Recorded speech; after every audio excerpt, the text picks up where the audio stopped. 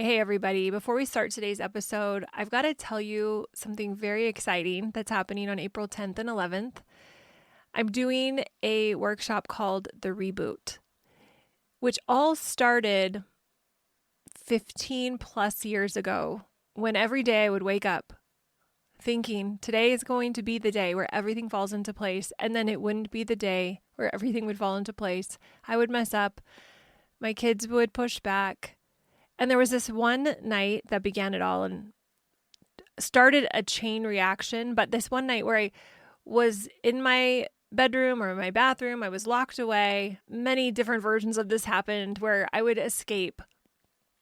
And I am a big journal writer. So I would pull out my journal and I would start writing things down. And what started happening was me writing down what worked today, what didn't work today, and I had a list of what didn't work today, and what's something I can do tomorrow that will make things just a little bit better. And in those moments when I started doing that, I began to be able to breathe again. Not because everything was fixed, but because I started to have clarity. I started to have a plan. I started to call it my little reboot, kind of like when your computer freezes, you have to turn it off again. But for parenting, it was a moment of sanity, a moment of presence, a moment of clarity around what was working, which was really hard for me to figure out at the beginning, but I got better at it. And I didn't know what I was doing then. It slowly unfolded to become daily reboots, weekly reboots. And then my husband had started a business at the time. They were doing quarterly planning and reviews, and I thought, ooh, I love that idea. So we started doing quarterly reboots. And what has happened over the years when I've done these reboots for myself is that I've been able to look at what's the next thing I want to focus on for the next 90 days. And for the first time ever, I'm going to do it with the public. I was going to do it just with my amazing moms inside of League. And then I thought it would be fun to open it up to everyone. So we're going to do it over 2 days. You're going to create one plan. There's going to be zero judgment. We're going to get all of the transformation that you need to prepare for the next 90 days because it is quarter two. Businesses plan in quarters. And I think we should take parenting as seriously as business owners take their business. So if you're in League, you get this. If you aren't in League, I'm opening it up to you and you can get it for just $7, the cost of one of those fancy drinks you go through the drive-thru for in the morning. And I would love to have you. So I have a whole site that I wrote up very quickly, but it's there. And you can find it at connectmethodparenting.com/reboot, where you can see a little bit more about what we're doing. Where we're going to review what's happened. We're going to reflect. We're going to reset, and then we're going to rise up to create the most amazing, doable plan, simple, doable plan for the next 90 days that you can either run with on your own, or if you'd like a little bit of help, I'll talk about how I can help you do that. We're going to do a lot of talking and coaching and planning and workshopping and sharing. So come ready to feel the love and support from a very amazing community and create clarity around why things haven't been working and a very doable plan so that things will turn around for you in the next 90 days so that you can up level to the next level. I'm going to be doing it right along with you. We started something in League the beginning of this year called Your Best Year Yet. And this is one of the elements that is contributing to that for everyone. And I want that for every parent who wants that. So if you're in League, no, I'm so excited to walk you through this. If you're not in League, come join us. $7. Make this your best quarter yet. All right. Should we get on to the episode? When we argue against reality, we lose. 100% of the time, we cannot change reality. Welcome to the Connect Method Parenting Podcast, where correction is out, connection is in, and your kids want to listen to you. I'm Andy Martineau, creator of Connect Method Parenting, here to help you stay calm, confident, and connected no matter what. Hey there, you amazing humans. I'm so excited. I can't wait to talk about acceptance and how it requires effort. This is such a good topic. It's so important. It's been on my mind a ton lately. And this isn't just a casual topic for me. It's something I've lived through in my own parenting journey. And I would say it's also a cornerstone of Connect Method Parenting. In fact, in chapter 3 of my book, I talk about how nothing has gone wrong here, which is really about accepting reality as it is rather than fighting against it. And today I want to dive deeper into why acceptance is so powerful, why it's so challenging, and why it's absolutely worth the effort. Because here's the truth. Acceptance is not passive. It's not about giving up. It's actually one of the most active, intentional choices we can make as a parent. So grab something to drink and take care of whatever you need to take care of, because we're going to have a really beautiful conversation. I guess take me along with you on your walk, your run, your drive. We are here. And we're going to have this conversation. It's important because clearing up what acceptance actually means will change everything for you. I talk about it in chapter 3 of my book. I define it like this: letting someone be exactly where they are at without judgment, not believing things could be or should be different, believing the very best in another person, which allows us to calm our nervous system down and creates trust and connection. But here is what acceptance is not. It's not condoning behavior you don't want to continue.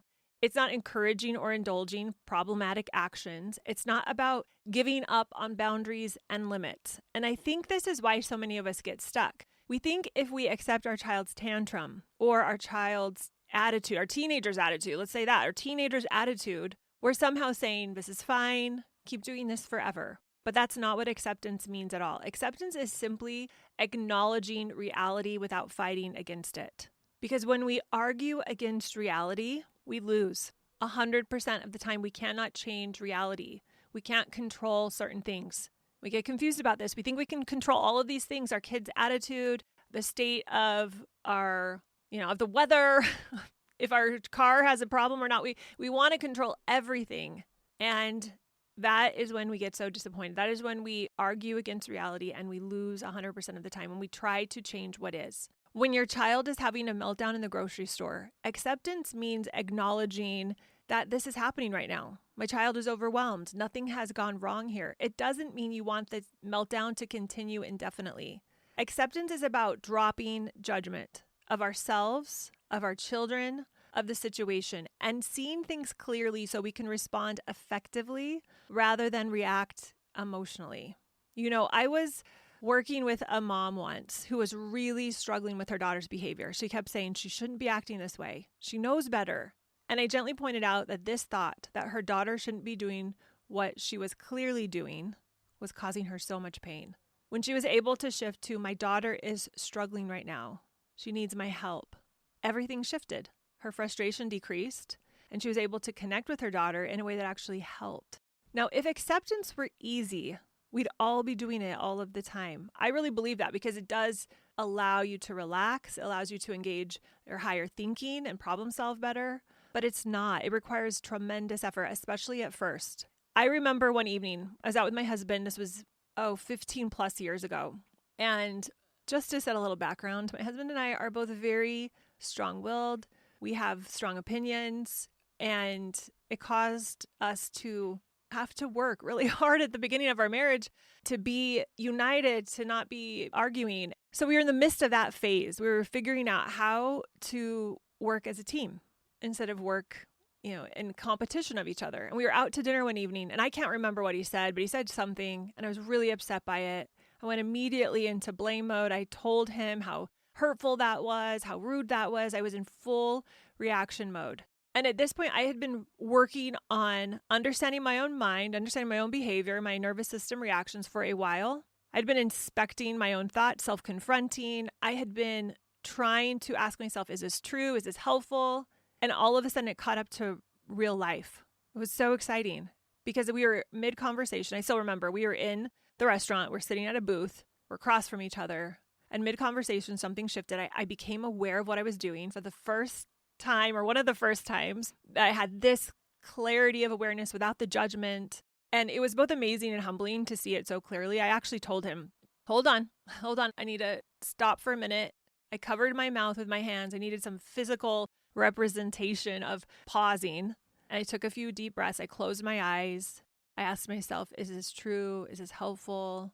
What if I'm not right? What if he didn't say something rude? What if I didn't take offense to this? I did my own little work. I allowed myself to feel all the emotions. Now I would say I took this trip from mad to sad, I don't know how many times, 10, 20 times in these few minutes, letting my emotions move through me, offloading them. And within, I'd say 10 minutes, I was calm.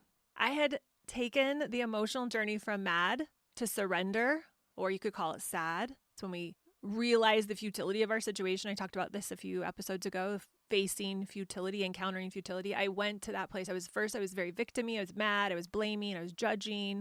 I was out of control. I didn't have any control of the situation. It was his fault. To surrendering to the futility of it, to feeling the reality of my situation, to saying, this is what's happening, to not fighting reality, to safety. It's safe to be here. It's safe to feel this. I'm not at threat. This isn't an emergency. I could see what was really going on. I took 100% responsibility for my part in it. It changed everything. The whole night was completely different. But getting to that place where I could interrupt my neural pathway, that habit knee-jerk reaction, took months and months of consistent practice. It took me doing what I now call daily peace. I didn't have a name for it back then, but that's what it's evolved into. I did daily peace. I sat in quiet and would do what you might call meditation or contemplative prayer. I would write, I would journal, get out into nature. I did a lot of work before the moment happened, processing other moments that didn't go very well, looking at myself, looking at other people, self-confronting, being honest. And I talk about this in chapter 7 of my book. It took learning how to feel my emotions fully, which is the allowing part of peace. Peace is an acronym. If you've been listening to the podcast for a while, you've heard me talk about peace. If you're in League, you know, we love peace. Daily peace is the pathway to real peace. And this is where the real effort comes in. And it's not just in parenting or marriage where this shows up. I want to share this story of Viktor Frankl. He was a psychiatrist and Holocaust survivor. He wrote the book Man's Search for Meaning, one of the most important books I've ever read. Frankl was imprisoned in Auschwitz, stripped of everything, his freedom, his family, even his name. And yet in the midst of that suffering, he discovered something remarkable, that no one could take away his ability to choose how he responded. And he wrote this, I'm going to quote it. He said, everything can be taken from a man, but one thing, the last of the human freedoms, to choose one's attitude in any given set of circumstances. He didn't just accept injustice or pain as okay, but he did accept the reality of it. He stopped resisting what was, and in doing so, he reclaimed his agency. His clarity and sense of meaning came through acceptance. That's where it came, not by his circumstances, by his acceptance. Frankl's story is such a powerful reminder to me, such a good example of what emotional maturity, what complete freedom looks like, emotional freedom, ultimate transformation. And it all begins with this kind of courageous acceptance. In my book, I think it's in chapter 8, I share something where I say emotions are the fuel. They drive everything we do. When we can accept our emotions without judgment, we gain authority over them instead of being controlled by them. But that takes work. It takes effort. You've got to first notice what you're thinking and feeling. Then you've got to not judge yourself for your thoughts and your feelings. Then you have to allow the emotions to move through your body, to accept them, to actually feel the emotions, which is different than just having emotions. We have to feel it. That's the cognitive process of allowing ourselves to process, feel, and release the emotions, get back to safety. And then we have to stay present rather than distract ourselves by avoiding, by buffering, watching something. I used to buffer by cleaning as an attempt to avoid facing my reality. And then we have to trust the process even when it's uncomfortable, and it's going to be very uncomfortable. And let me tell you, when I first started doing this work, it felt almost impossible sometimes. I would catch myself in a reaction and think, I know better than this. Why can't I just change right now? I want it to happen right now. That's not how our brains work. Change takes time. It takes showing up for yourself again and again, even when it's hard. So in Connect Method Parenting, I teach a process called PEACE, which is a 5-step process for transforming your parenting. The A&P stands for allow or accept, and it's often the step parents find most challenging. When we're doing our daily piece, we first pause and get present. That's the P in piece. We notice what's happening in our minds and in our bodies. Then we explore or expand. That's the E. That's where we look at how we thought, and then we had the emotional reaction, and then the actions we took, and the results we created by default, unintentionally in that situation. We usually are doing this around a certain situation. So a fight with your husband, a fight with the kids.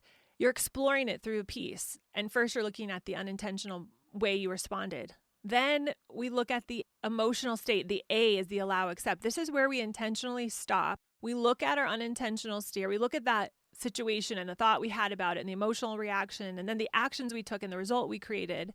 And we look at it and we accept that we were doing our best. We accept our emotions. We let ourselves feel them in that moment without trying to make them go away. We sit in the reality of what we created. Even if we don't like what we created, if we have regrets around it, we sit with the situation as we see it in a steer, which is a really powerful way to see it. We sit with our thoughts and the whole steer, the unintentional steer, without judging ourselves or shooting ourselves. This is how we get our nervous system to settle down and the parasympathetic system to come back online. But it requires a lot of effort because most of us don't have a habit of sitting still and being quiet and feeling our emotions. They did a study at a university, and I apologize. I didn't look it up before the episode to know where, but I'm going to just summarize it. So it generally was this, where they took students in and asked them to either sit with themselves quietly, sit with their emotions, sit with their thoughts for, I think, 5 minutes, or they could shock themselves with an electric shock, and over half took the electric shock. Mind-blowing, yet not mind-blowing. I mean, it makes sense. We don't like to sit. We don't like to feel. But I will say this, and I invite you to do this. Sit with your emotions, because the more you do it, the less challenging it is. In fact, it'll become quite cathartic. You might even enjoy it. It will feel so, so good to just feel the emotions. It's a 90-second cycle if we just let ourselves feel them. It's when we cycle through them and we're staying in it over and over and over again, and we're not getting out of the cycle, that it feels awful, that it feels terrible. But the act of feeling an emotion is really so much simpler and less scary than we think. If we just get into the habit of doing it, we just do it. And I will say, one of the things that gets in the way of us just feeling our emotions is trying to solve everything in our heads. Trying to figure out, why did I do this? Why is this happening? What's the root of this? What's the cause of this? But emotional maturity doesn't work that way. Our cognition is helpful. It's helpful to use our prefrontal cortex to see what we're thinking, to think about our thinking, to set aside time to do daily peace. Because if we don't sit and set aside that time, then we're not going to feel our emotions. We're not going to allow them. But the emotional growth happens when we feel our emotions, not by thinking about our emotions. This is work. You could categorize it as hard work. It's so easy. We're so used to distracting ourselves, to blaming others, or trying to think our way out of the emotional discomfort we're feeling. But that approach keeps us stuck. Tried it. I've been there. I will tell you, when I sat across from my husband and I just let myself feel my emotions, and my parasympathetic nervous system came back on board, which is the one that we want on board most of the time. That's the regulated state. I was able to navigate that so much better. I have seen this with new parents who come in and start working with me, and I teach them how to do the piece, and they'll do a thought download. And I will say too, before I go on with what I observed in others, I will say this was me as well. I learned how to do this process. I started doing my thought downloads. I started looking at what I was creating, and my instant thought was, oh my gosh, this needs to change. And this is what I see with parents who come in. The first few times they do a daily piece, maybe even the first few weeks they're in there, and they really want things to change. And I completely get that. And they'll say, I know I shouldn't be thinking this way about my child. I need to think better right now. And I have to gently remind them, just like I did 15 years ago with myself, to slow down and to allow themselves to be where they are, to feel what they're feeling and not try to rush to fix it. Because here's the truth. You can't skip the allowing step. You can't bypass the emotional processing step, because that's where the real growth happens. That's where your nervous system learns that it's safe to feel all the emotions, even those ones that we've categorized as uncomfortable. So why go through all the effort? What makes acceptance so powerful in parenting? Well, when we can accept our children exactly as they are, not as we wish they would be, several amazing things happen. First, our nervous system calms down when we stop fighting reality, when we stop triggering our own stress response. This means we can think more clearly and respond more effectively. As I say in my book, when emotions are high, intelligence is low. And acceptance helps lower those emotions so our intelligence can come back online. Second, our children feel safe. In chapter 13 of my book, I talk about how to stay with your child through big emotions. Because when we can accept their emotions, their feelings without judgment, they will learn that all emotions are allowed and they don't have to hide any part of themselves. And that's amazing.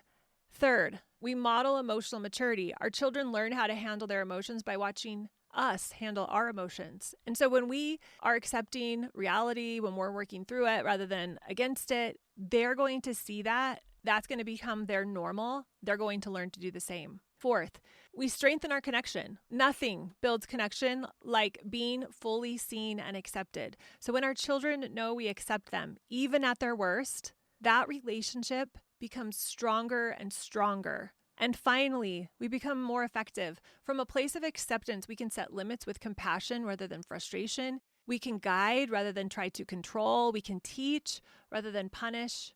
I remember working with a dad years ago who was really struggling with his son's defiance. And every request felt like it turned into a battle. He was exhausted and frustrated, makes total sense. And so we dug into it and we discovered that he was taking his son's defiance personally, as if his son was deliberately trying to make his life difficult. And once he was able to accept that his son wasn't being defiant to hurt him, that his son was just struggling and feeling controlled and having a hard time at school, there were a lot of layers to this. Everything began to shift when he accepted that his son was doing the best he could. He was able to approach the situation with curiosity instead of judgment. And he started giving his son more choices and autonomy where appropriate and as much as he could. And guess what? The defiance decreased dramatically. That's the power of acceptance. It changes how we see the situation, which changes how we respond, which changes the outcome, which is amazing. It's what we all want. It reminds me of the example of acceptance, one of the most profound examples of acceptance I've ever come across, and that's Nelson Mandela. He spent 27 years in prison under the apartheid. 27 years, you guys. That's so long. And when he was finally released, instead of choosing bitterness or revenge, he chose reconciliation. He once said, "As I walked out the door toward the gate that would lead to my freedom, I knew if I didn't leave my bitterness and hatred behind, I'd still be in prison." That kind of emotional maturity, that kind of acceptance, that's what I'm talking about. And yeah, that's an amazing example of it, but such a powerful example of it. To see that it's possible. What is possible for us as humans? And I love using these examples, Viktor Frankl, Nelson Mandela, because Nelson Mandela didn't accept apartheid as right. He didn't condone all the injustices that had been carried out, but he accepted his situation without letting it define his inner world. That acceptance gave him the clarity and the power to go on to lead a very divided nation towards healing. And in parenting, we face our own moments like this where our child is defiant, where they push every button we have. And we get at this crossroad where we can either take it personally, we can go to war with the moment, or we can breathe and accept that they're struggling and choose connection, choose to lean in. Acceptance gives us access to our highest self. It lets us show up with curiosity instead of control, leadership instead of reactivity. So how do we actually practice acceptance? Here are some practical steps that you can take and start using today. Number one, I want you to start with awareness. Notice when you're resisting reality.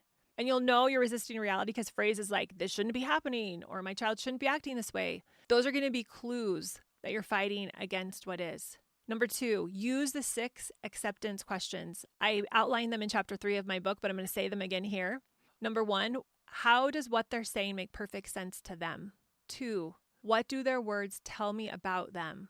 3, how does what my child did make perfect sense to them? 4, what would serve everyone's highest good right now? 5, what am I making their words mean about me and why?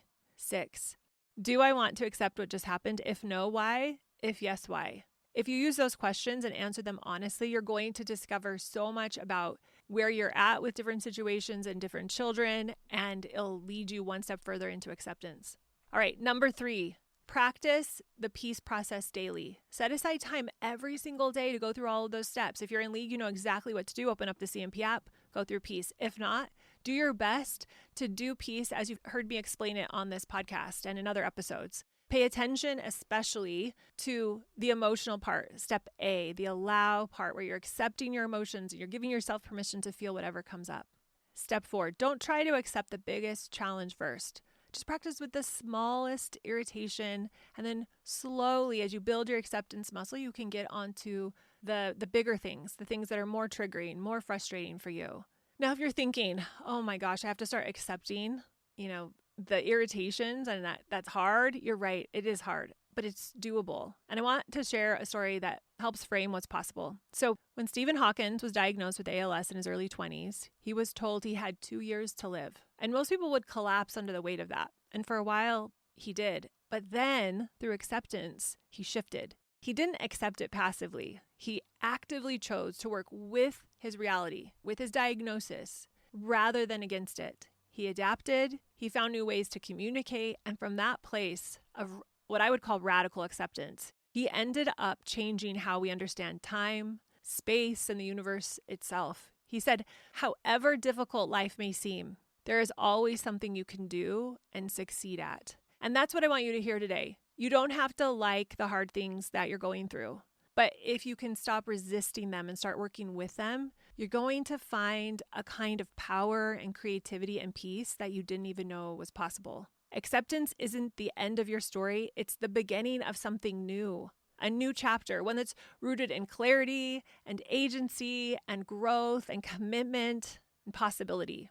Number 5, you can join a supportive community or find supportive friends. You can join League, where you can get support from me. Practice what we're talking about here on the podcast. Find a way to do it. Of course, I would love for you to come in and join me in the pivot or in something I'm offering. It's so much easier when you're not doing it alone. But regardless, get support. Find people who think similarly. Get your friends to listen to this. Read my book. Have a little book club. Do something where you can get support from other people who are aligned to these same values. And number 6, be patient with yourself. Remember that acceptance is a practice. It's not a destination, something we have to do every day. You'll have days where it feels impossible, and that's okay. And then you'll have days where it feels easy.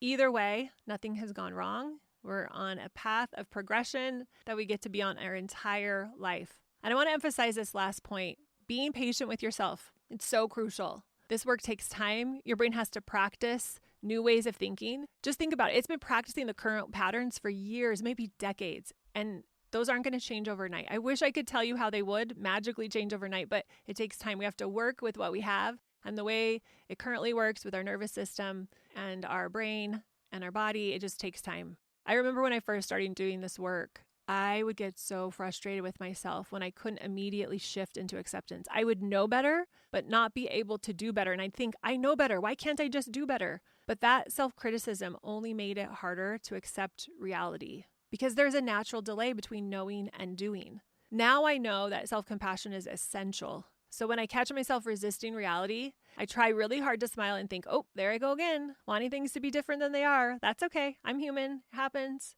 That's self-compassion. That's what it looks like to show up for yourself with self-compassion. And that kind of self-compassion makes it easier to shift your reality. So accepting what is makes it easier to change what is. Now it seems backwards, but it's the truth. Acceptance does require effort. Sometimes it's exhausting, it's messy, it's soul-searching effort, but it's that kind of effort that reshapes everything. It's not giving up on your child. It's not lowering the bar. It's choosing to love them where they are so you can lead them to where they were meant to go. It allows you to see your child clearly, not through the lens of fear or disappointment or pressure, but through the lens of truth, connection, and possibility. Because when you accept your child's big emotions, you teach them they're safe. When you accept your own messy reactions, you teach yourself that you're growing too and it's okay to make mistakes. And when you accept the reality of this season that you are currently in, whether you are a young mom with littles, teenagers in the throes of teenagerhood, if your kids are starting to leave, if you're empty nester, wherever you are, if you can accept the reality of this season with its chaos and its beauty, you are creating a space for peace, healing, and real change. In chapter 22 of my book, I say, you have everything you need. You don't need to become a different person. You just need to become more of you. Calm, clear, and connected. You have everything you need inside of you. We're just peeling back the layers so that we can see more and more of it. Acceptance, it's not the end of the story. It's the beginning. It's the beginning of a new way of showing up. It's the beginning of seeing who you really are. It's the beginning of tapping into more love and connection. It's the beginning of emotional safety, the beginning of raising children who know they are deeply seen and loved. And so if it feels hard, That's because it is. It's a little bit hard, but it's also, I believe, a very sacred, beautiful work that we get to do as humans on this planet, to grow in our emotional capacity, to accept what is. It's the work that breaks cycles. It's the work that creates legacy. It's the work that lets love lead the way. No matter where you are in your journey to more acceptance and more love, I want you to know you're not behind, you're not broken, you are becoming. And your kids, they don't need your perfection. They just need this version of you, the version of you that's doing the work, that's showing up, that's choosing connection over everything else. It's choosing acceptance even when things are hard. That's the heart of Connect Method Parenting. Until next time, keep connecting. We'll talk to y'all soon. Bye.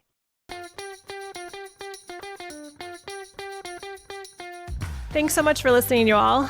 If you are ready to learn more about Connect Method Parenting, if you've been listening to the podcast and you think, ooh, I'd love to be able to implement this in my life and with my parenting more, then check out Pivot. It's my 8-week program where we deep dive into learning and implementing Connect Method Parenting so that you can take this information and transform your parenting journey. Head over to connectmethodparenting.com to find out when the next group starts.